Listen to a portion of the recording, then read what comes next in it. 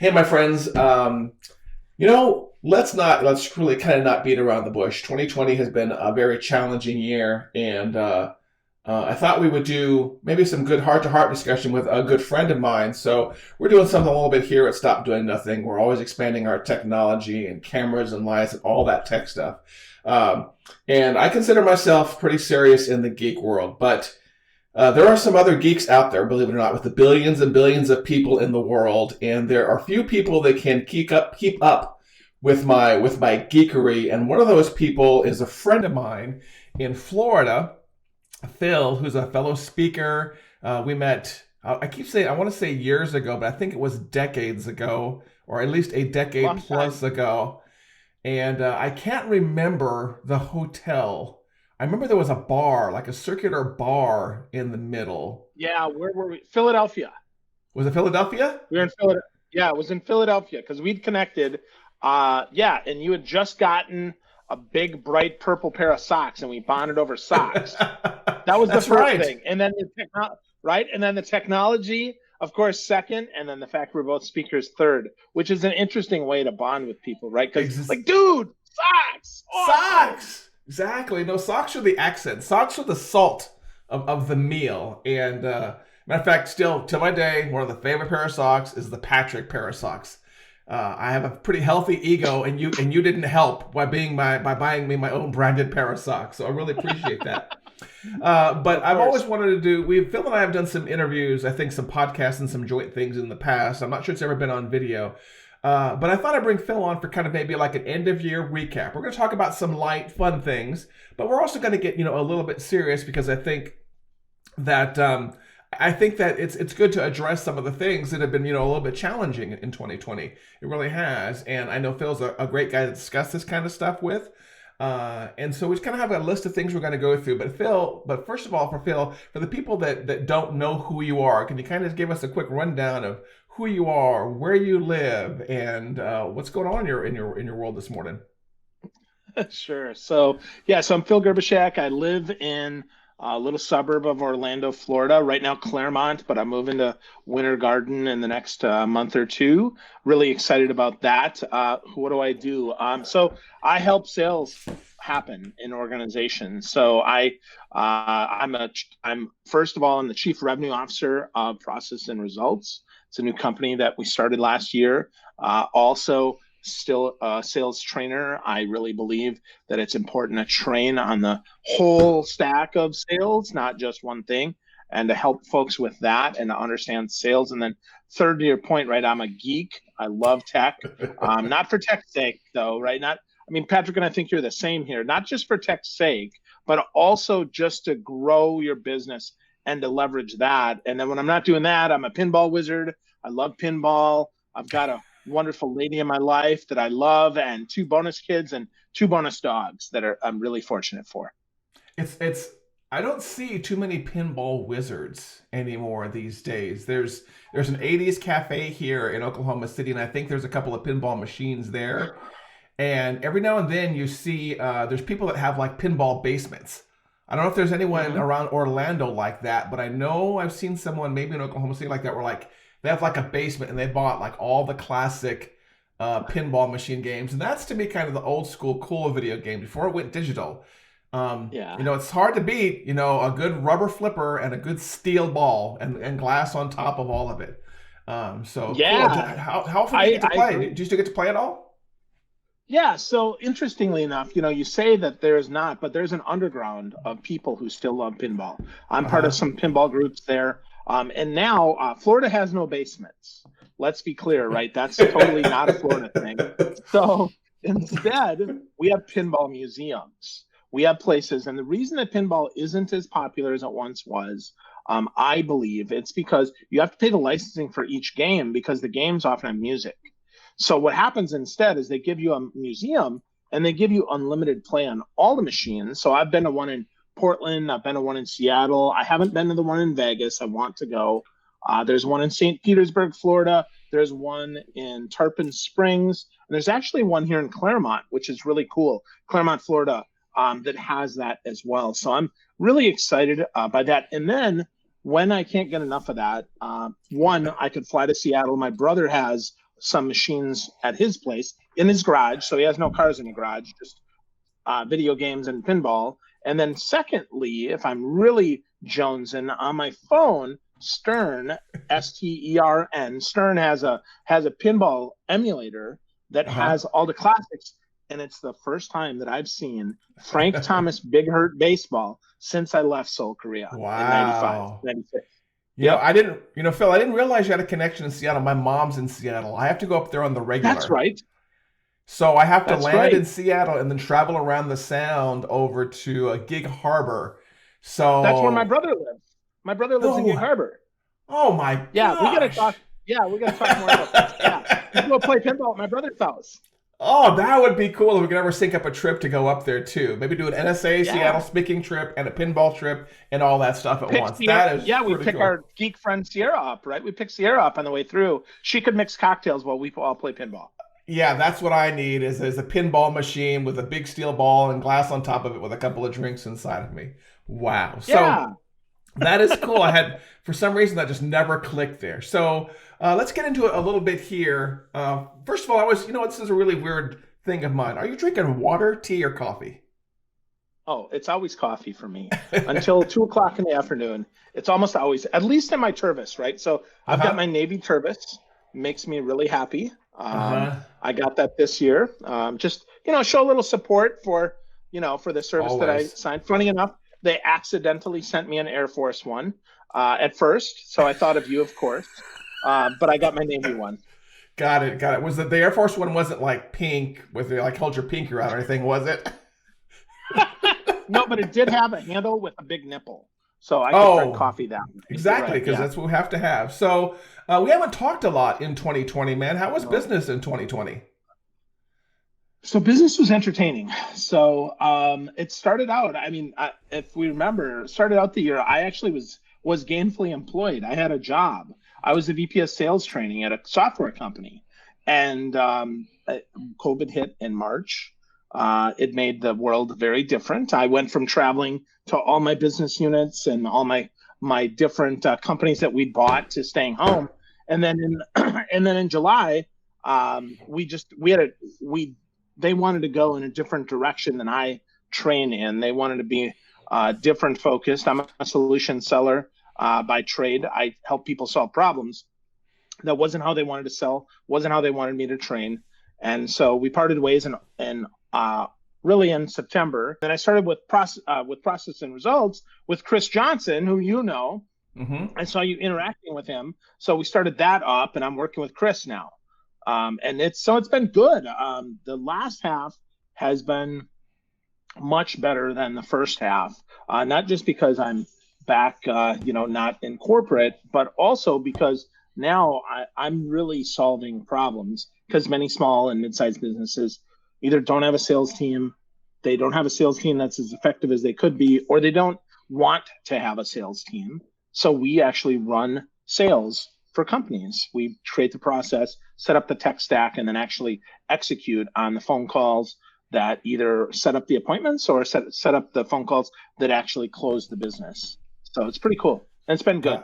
Got it. I know for a while there, it was really LinkedIn based. Are you still pretty much LinkedIn based, or are you kind of expanded that horizon? Yeah, we've expanded, right? It's full cycle sales. I focused on LinkedIn because for honestly a couple of years, it was the most effective B2B sales platform there was, and it was the one that had the most mystery around it. I think a lot of folks they get sucked into the social media part and they think that it's all about big numbers, right? A return on ego, to steal Kara Roth's words. And it's not, right? It's a return on investment. Like, how much time are you spending? How much money are you investing? And, they really cranked up Sales Navigator on LinkedIn to really turn it into, honestly, for B2B sellers, especially in the bigger businesses, the only tool that you have to find the people you need. I didn't say to get their contact info necessarily, because LinkedIn doesn't expose that. And I don't say everybody's active, but you can at least find them there if you're in the Fortune 500, 5,000 folks, because all but one of the Fortune 500 are on LinkedIn. And I don't know which company it is that is not, but there's one of them that they say is not. That's what their most recent report shows.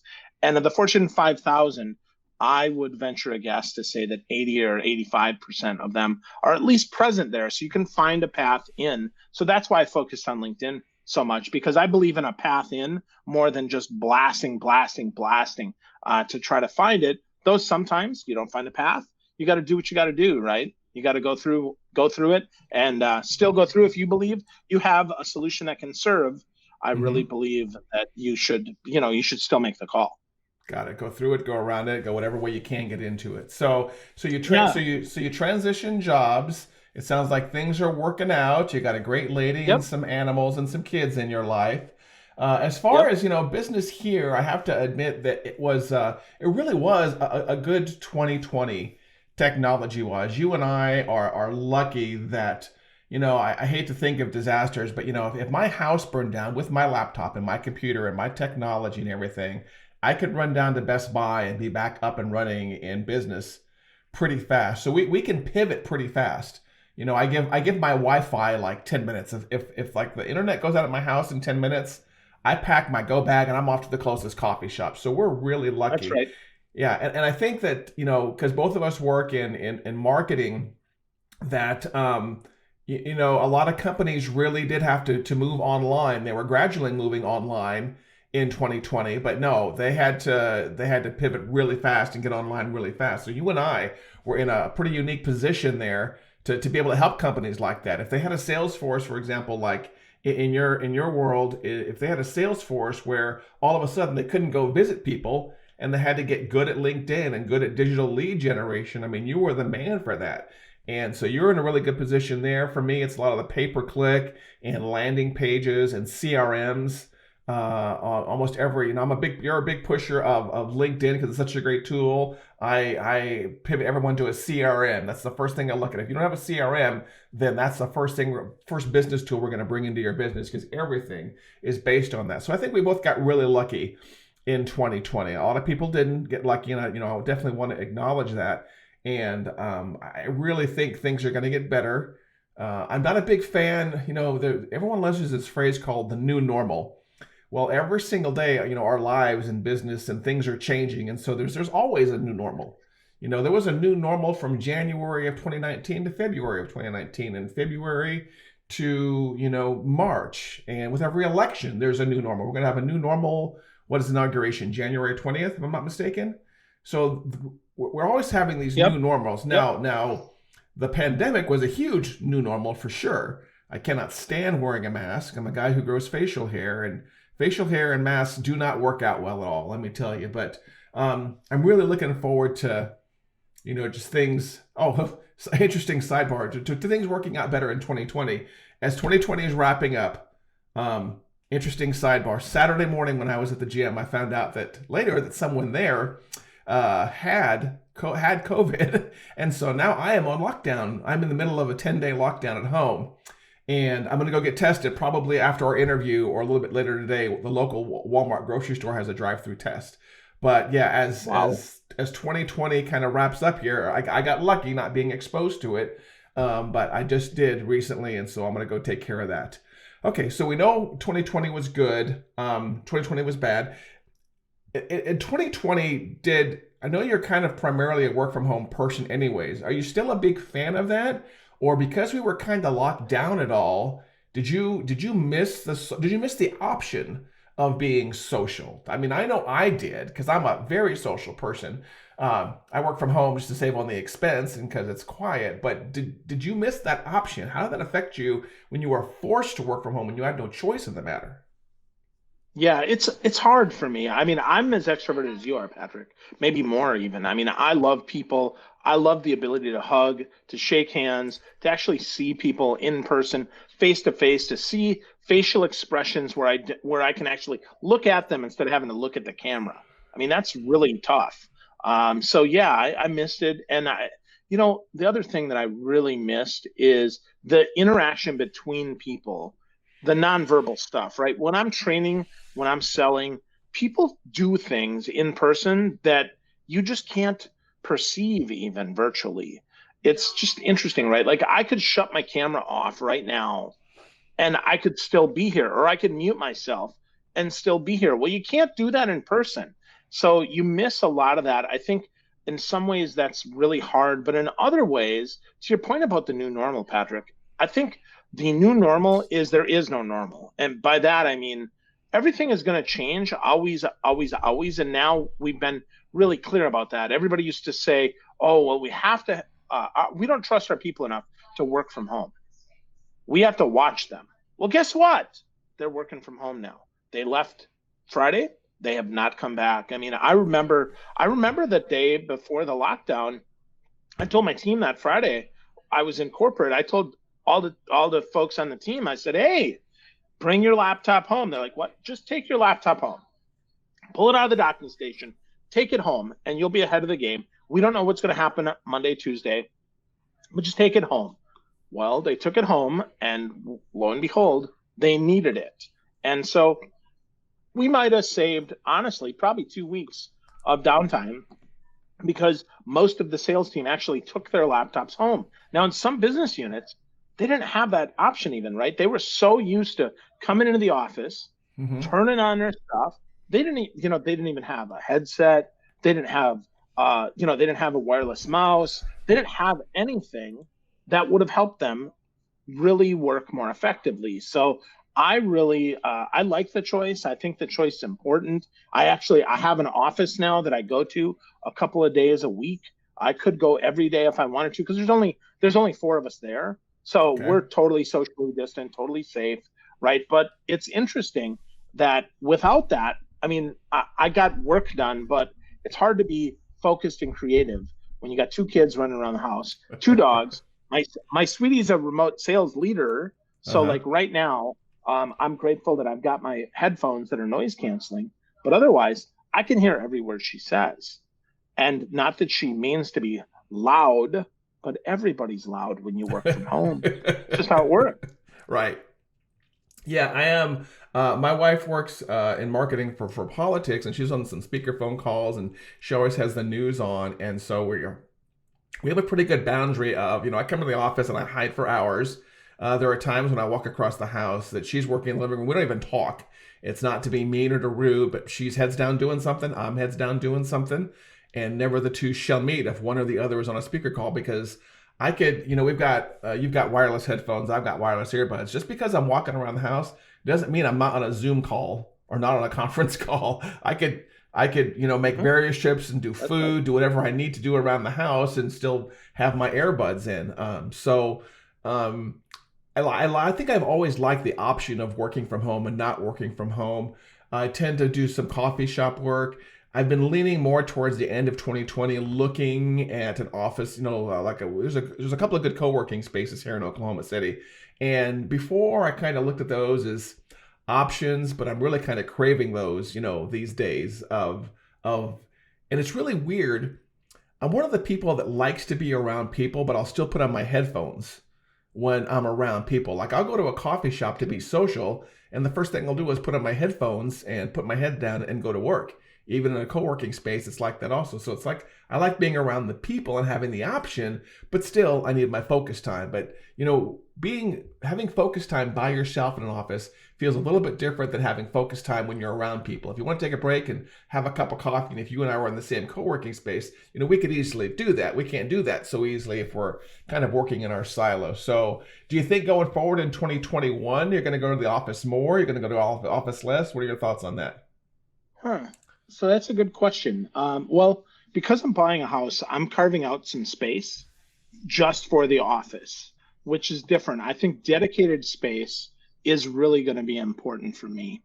I like the dedicated space. To your point, I like to be heads down. I like my headphones on when I'm doing work. But yeah, when I'm just kind of thinking and stuff, I absolutely will spend time at a coffee shop. I'm looking forward to seeing what my new neighborhood brings in terms of coffee shops and who's there, right? I mean, I want a coffee shop that's filled with creatives and with smart business folks, not folks that are, not to pick on them, right? But that are either underemployed or unemployed, that don't have any thoughts about anything other than they have to find their job. And Right. I'm not slagging on them because I understand how that is. But as far as my collaboration time, I don't have time for the unscheduled pick my brain type meetings anymore. Right. So I really want, if I see someone that's interesting, I might go up and say, hey, let's have a cup of coffee maybe later, right? Because I look at my watch and I'm standing in line and we have a conversation. Well, right now isn't the time, but maybe in an hour it will be. So let's see if we can talk. I mean, that's what I like about co-working. I co-worked in Wisconsin when I was back home, for years, and I really Mm-hmm. enjoyed that. But that was intentional, unintentional collisions, right? Like someone was next to me in the office, because I always had an office. I mean, I need to be able to shut the door. So whatever that looks like, I need time. I need space to shut the door.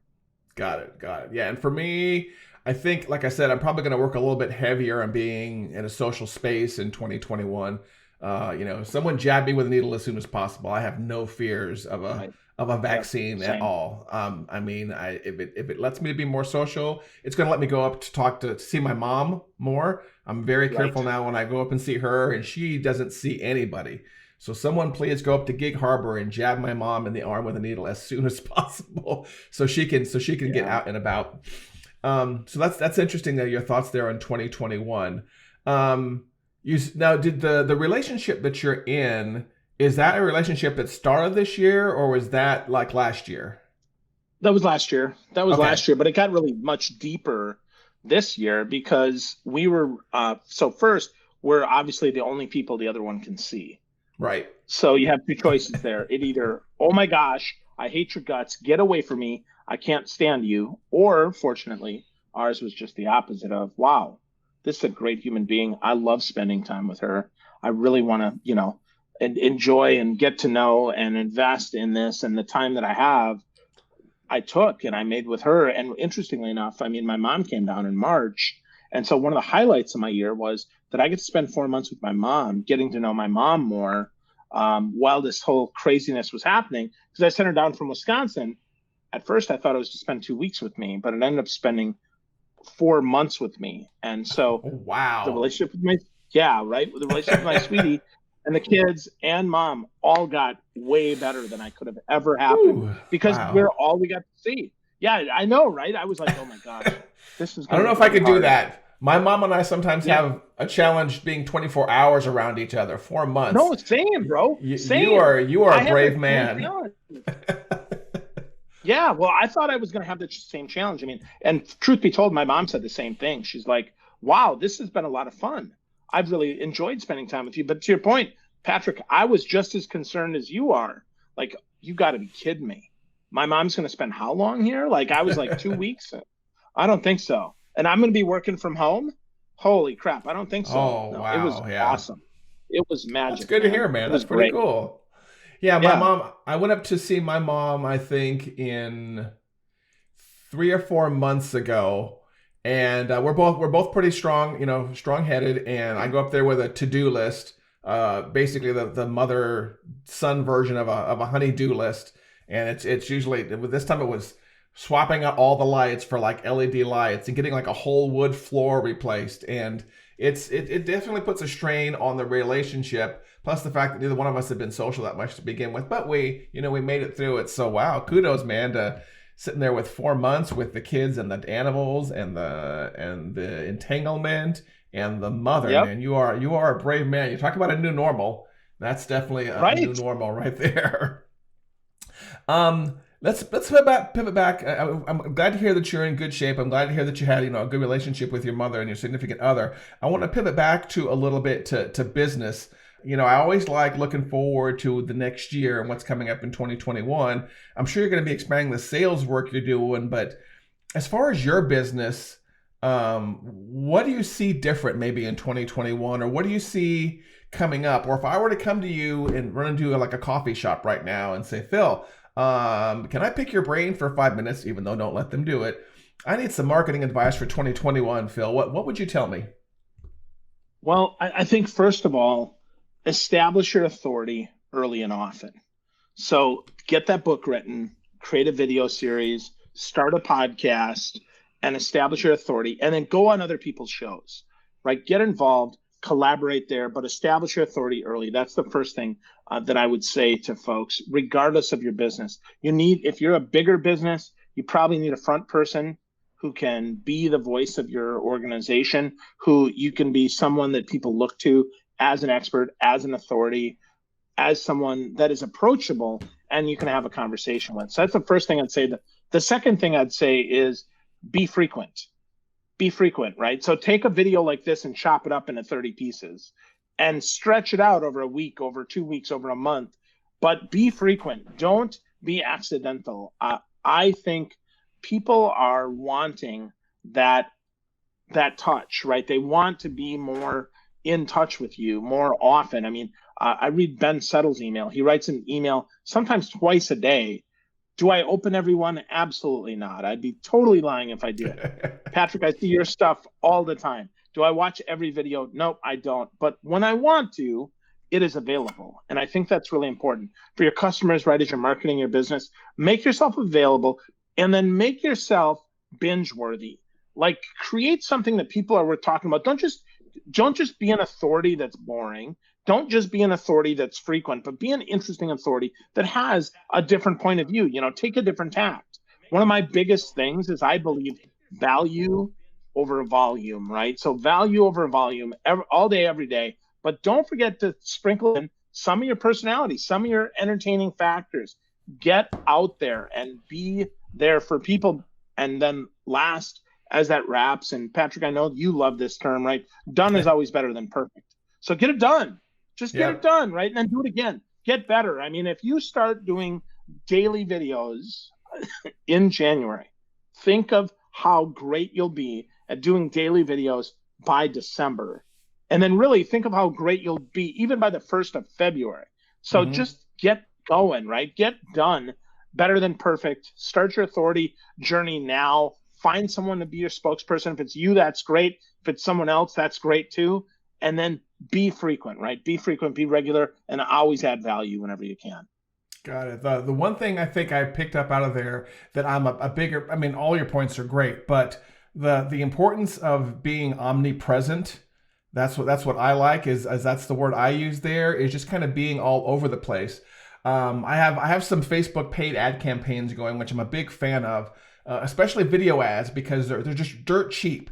And so I'll take like a video like we're doing here and I'll slice it up into a 30-second chunk and I'll just throw that in a Facebook ad because I can get that for like 1/1000th of a penny for a view.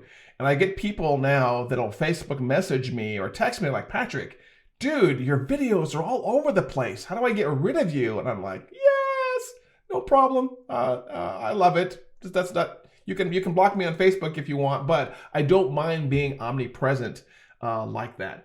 And you brought up another good point, which, goodness, I hate just beating this drum over and over and over, but the done is better than perfect thing. I don't know where I came up with that phrase, but when I travel to different, NSA chapters to speak or do any kind of keynote speaking or anything, I always run into people who pull you off to the side and they're like, I want to do what you do. I want to make Facebook videos, but I'm nervous. I'm nervous I'm going to look like a fool. I don't know what kind of camera to buy. I don't know what kind of lights to buy. For those of you that follow me on Facebook, we did a live stream yesterday, and I probably linked to it, where we talked to some different experts. Beth Z, the Nerdy Best Friend, coordinated it, where we talked about all of our, she called it showing everyone your back end. And we showed everyone all of our tech back end. And I'm going to tell you, I started off with some crappy equipment and some crappy videos. I remember that I used to have, I can't remember what that camera was called, but it was like a handheld camera that had like the flip thing out of the bottom, the flip USB. It was a flip cam. It was a flip cam? Yeah. So I had a flip cam. I used to do my videos on a tripod like I have now on a flip cam with like a 30-foot lavalier mic that stretched across my office. And I didn't have any lights, so I had to make sure the camera was facing the window was behind the camera because the only choice I had were natural lights. And those videos are, early on my YouTube channel. And I think in some of my videos, I was even like lazy enough that I forgot to like patch up a drywall hole in the wall. And so there's like a drywall patch behind a purple/pink background I had going on. And I just really didn't care much, but I got it done. And so I want people to pay close attention to the advice that you gave where, please do not worry about the lighting and sound and camera being perfect. they will come. There are Facebook groups which I belong to, which give great recommendations on the stuff. This camera that I'm using right here, which I consider a pretty decent camera, I didn't know anything about cameras, and I still don't know anything about cameras. And I know this camera has 1,000 settings. And when I get ready to go live with someone like Phil, I turn on the camera and I pray it comes on and I pray the picture looks good. But I have no idea how to use it, but I know I just plug it in and it works. I've got a microphone here. I've got lights here. And so my setup is probably a little bit average, a little bit better than the normal person that's starting. But if you're someone who wants to do what Phil does when it comes to making videos, or what you see, Gary Vee or Michael Hyatt or various people that do video content, just press the red button. Press the red button is the video equivalent of done is better than perfect. And you get going and you get talking out there, and day one, you're going to be nervous. You're going to stutter. You're going to say ahs and ums. You're going to have an odd echo. Your lighting may not be perfect. Day two, it'll be a little bit better. And day three, it'll be a little bit better. You get a little bit more money. You'll buy a little bit better microphone. Maybe you get like a good Craigslist deal and buy a better camera. And so slowly up over time, this stuff gets better. And so, yeah, that phrase, done is better than perfect. I really, really preach that in everything. And what you do, sales and marketing, in the CRM work, and the lead generation, and in the video world. So good for you for bringing that up, man. Done is better than perfect. I've got shirts with it on the back. I think I need to get a shirt with it on the front. Most of my shirts on the front say stop doing nothing. I need to get done is better than perfect on the front of a shirt. Absolutely, okay. You do. I agree. Okay, so final topic, completely pivoting from everything else that we've talked about here. I know that I'm not a foodie. I'm not sure if you're a foodie. I like food, but I wouldn't consider myself a foodie. What is your favorite restaurant nearby? First of all, what type of food do you prefer? Because for me, it's always barbecue. But if I was to come to Orlando and you were to take me out for some food, where would you take me? Because I know the last time we went to like a trailer kind of thing on the way to the airport. With a burger. Right? We went to Burger Mountain. Okay. Yeah. Okay. So what else is good in your area that you would take me to? Yeah, well, I know you like barbecue. I'd hope that you come on a Sunday. Do you like grits too, Patrick? Oh, you like shrimp and grits? Yes. No, just grits. Like, oh, grits. Yeah. So there's this place called, so Ellie Lou's here in Claremont has gospel grits. They're so good that after you eat them, you got to say hallelujah. That's why they call them gospel grits. So they're really good. And then with that, their barbecue is fantastic as well. So that's where I would take us for barbecue. But then I might say, well, Patrick, it's Tuesday afternoon. Let's go get a hamburger at a place called The Whiskey on International Drive, because then we can sit all day, sip some bourbon, sip some whiskey, have some good hamburgers, and just hang out. And maybe we could see our other geek buddy, Terry Brock, because he's just a couple blocks away. So the gospel grits. I heard that. I want to make sure I got that right. The gospel grits. Gospel grits and barbecue at Ellie Lou's in Claremont, and I think they have one in Ocoee too.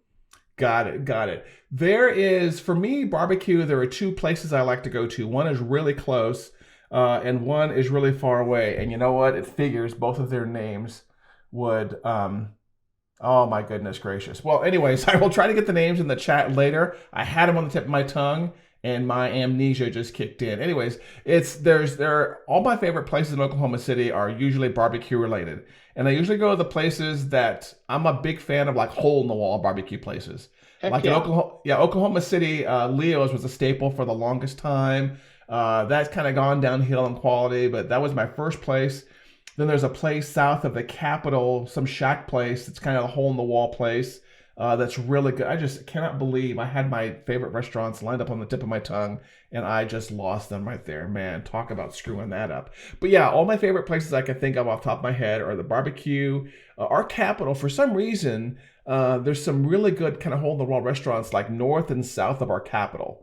Like this place I'm talking about is just north of the Capitol in Oklahoma City, and then the other favorite barbecue place is just south of the Capitol. So it's a good haul of a drive for me.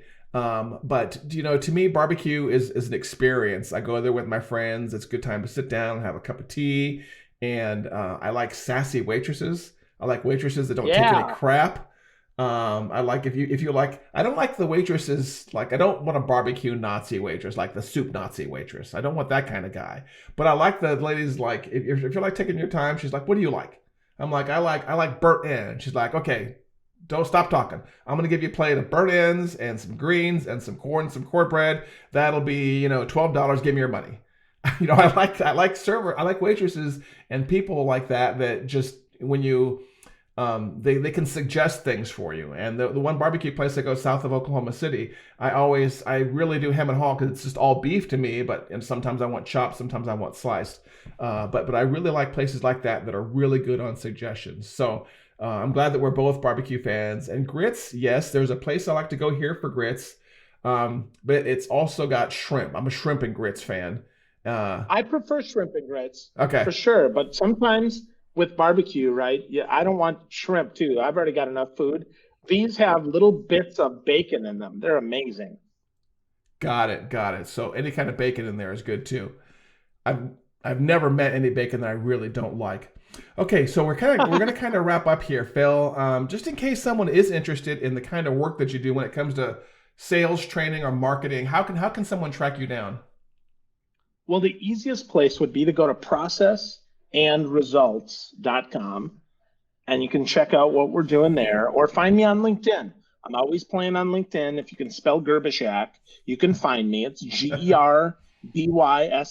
And I say that, and all joking aside, Patrick, my family anglicized the last name about 1910, 1920 when they came over from Poland. So Gerbyshak is my family spelling from my grandfather's generation forward. So when you say, "Oh, that's really unique," I promise you, you bump into another Gerbyshak. I promise they're related. Got it, got it. For people anyone that's curious, there's the spelling of his name right there on the screen. Gerbyshak. And goodness gracious, man, I am having some fun tech issues as we wrap up here. As far as me, for those of you that don't know me, if you're from Phil's audience, my name is Patrick Almond. You can always find me at stopdoingnothing.com or just searching for me, Patrick Almond, any place online. If you ever want to talk, marketing technology or CRMs, or if you just want to contact me and I will get you in touch with Phil, I'll gladly hand off because I don't want to do what he does. I promise you. I'm more heavily on the tech side and the CRM side, the marketing automation side, which is where my company shines right there. So Phil, as always, man, thank you for your time. We've been trying to set this up for, I think, for a couple of weeks, and we've both been busy and had things going on. So I was glad I was finally able to get a hold of you. Yeah, me too, Patrick. Thanks for your time, man. And thanks for always being my go-to tech guy. Whenever I need marketing help and tech help, you're my guy. So I appreciate you. I appreciate it, man. Well, you have a good day, and I'm sure we're going to talk again soon. For everyone that was watching live, make sure you go, by the way, just quick pump on most of our social medias. Follow both of us on social media, on YouTube and on Facebook and on Instagram and on LinkedIn or whatever. And pay attention because I will have some further shows with some other guests. And I know Phil's all over social media also, so he'd like your follow also if you want to hear what he has to say. For everyone else that's watching, thank you very much for paying attention. Everyone go have a great, great day. Please wear a mask. Please get vaccinated. I don't care if you don't believe me or you don't like me. You know what? I want to keep my fellow Americans alive, and I want to keep my mom alive in Gig Harbor. So thanks again, everyone, for watching. Have a great, great day.